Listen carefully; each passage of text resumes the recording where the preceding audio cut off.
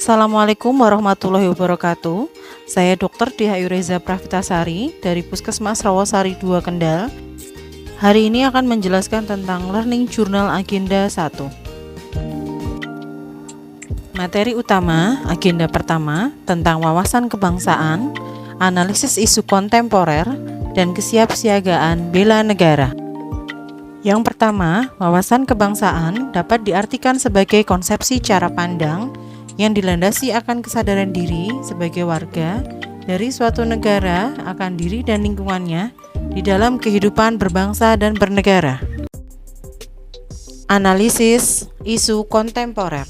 Diharapkan kami mampu memahami konsepsi perubahan dan perubahan lingkungan strategis melalui isu-isu strategis kontemporer sebagai wawasan strategis PNS dengan menyadari pentingnya modal insani dengan menunjukkan kemampuan berpikir kritis dalam menghadapi perubahan lingkungan strategis dalam menjalankan tugas jabatan sebagai PNS profesional pelayanan masyarakat. Yang pertama, perubahan lingkungan strategis meliputi modal intelektual, modal emosional, modal sosial, modal ketabahan, modal etika atau moral, modal kesehatan. Kemudian, isu-isu strategis kontemporer meliputi korupsi, narkoba, terorisme radikalisme, money laundry, proxy war, cybercrime, hate speech, dan hoax. Yang terakhir tentang teknik analisis isu. Tentang tapisan isu, teknik analisis isu, dan analisis kesenjangan isu. Kesiapsiagaan bela negara.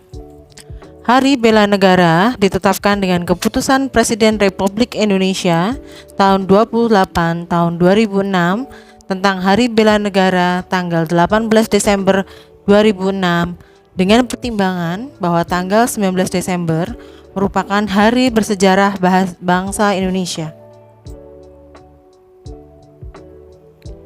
Bela negara meliputi cinta tanah air. Indikatornya menjaga tanah dan pekarangan serta seluruh ruang wilayah Indonesia.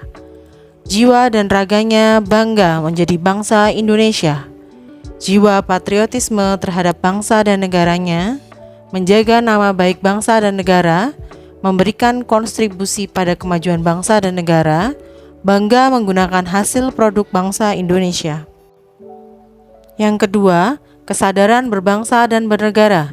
Indikator, berpartisipasi aktif dalam organisasi kemasyarakatan, profesi maupun politik, menjalankan hak dan kewajibannya sebagai warga negara sesuai dengan peraturan perundang-undangan yang berlaku. Ikut serta dalam pemilihan umum, berpikir dan bersikap berbuat yang terbaik bagi bangsa dan negara, berpartisipasi menjaga kedaulatan bangsa dan negara. Yang ketiga, setia pada Pancasila sebagai ideologi negara, memiliki indikator, paham nilai-nilai dalam Pancasila, mengamalkan nilai-nilai Pancasila dalam kehidupan sehari-hari, menjadikan Pancasila sebagai pemersatu bangsa dan negara, senantiasa mengembangkan nilai-nilai Pancasila, yakin dan percaya bahwa Pancasila sebagai dasar negara. Yang keempat, rela berkorban untuk bangsa dan negara, memiliki indikator, bersedia mengorbankan waktu, tenaga dan pikirannya untuk kemajuan bangsa dan negara, siap membela bangsa dan negara dari berbagai macam ancaman, berpartisipasi aktif dalam pembangunan masyarakat, bangsa dan negara, gemar membantu sesama, warga negara yang mengalami kesulitan, yakin dan percaya bahwa pengorbanan untuk bangsa dan negaranya tidak sia-sia.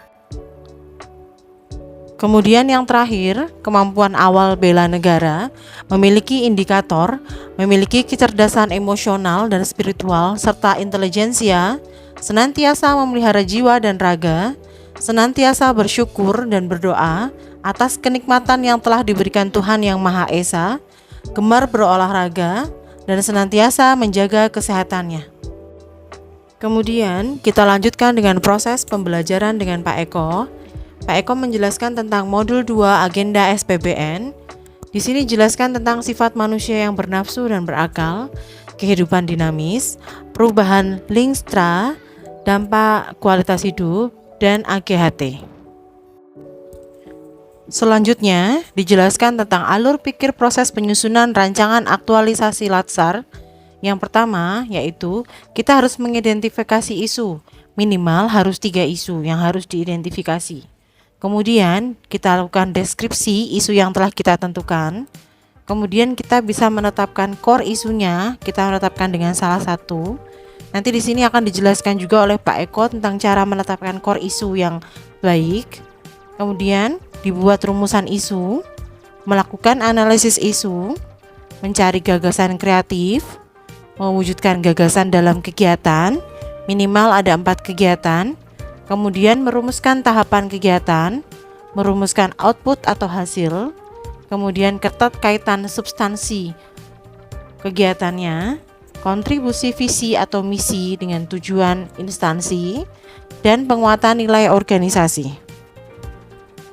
Salah satu contoh yang digunakan untuk memilih atau menapis isu yaitu menggunakan teknik APKL.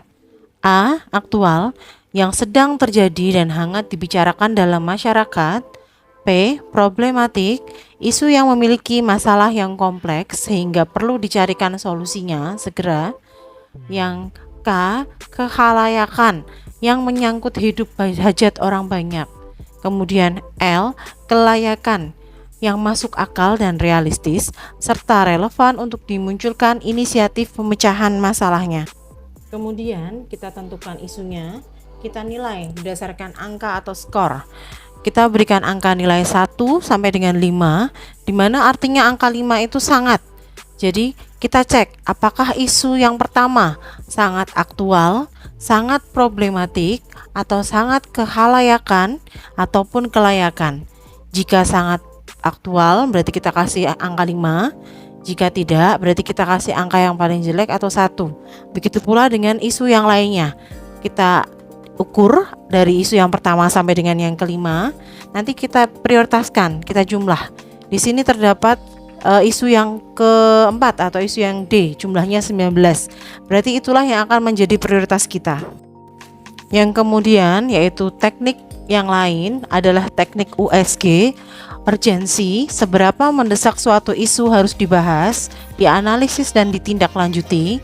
Seriousness, seberapa serius suatu isu harus dibahas, dikaitkan dengan akibat yang ditimbulkan. Growth, sebesar apa kemungkinan memburuknya isu tersebut jika tidak ditangani. Berikut adalah contoh teknik USG. Yang pertama, kita tentukan. Misalnya di sini terdapat 3, APD pekerja lab, pembagian personil, kemudian validasi metode. Kita tentukan nilainya sama ya, dari angka 1 sampai dengan 5. Apakah di sini sangat mendesak, cukup mendesak, dan kurang mendesak, serta tidak mendesak. Di sini adalah kriteria urgensi. Begitu pula dengan kriteria seriousness, kita berikan angka nilai dari 5 sampai 1, apakah sangat serius atau tidak serius. Yang berikutnya adalah kriteria growth, apakah sangat cepat memburuk dengan angka 5 dan tidak cepat memburuk dengan angka 1. Sekian jurnal e-learning hari ini. Terima kasih.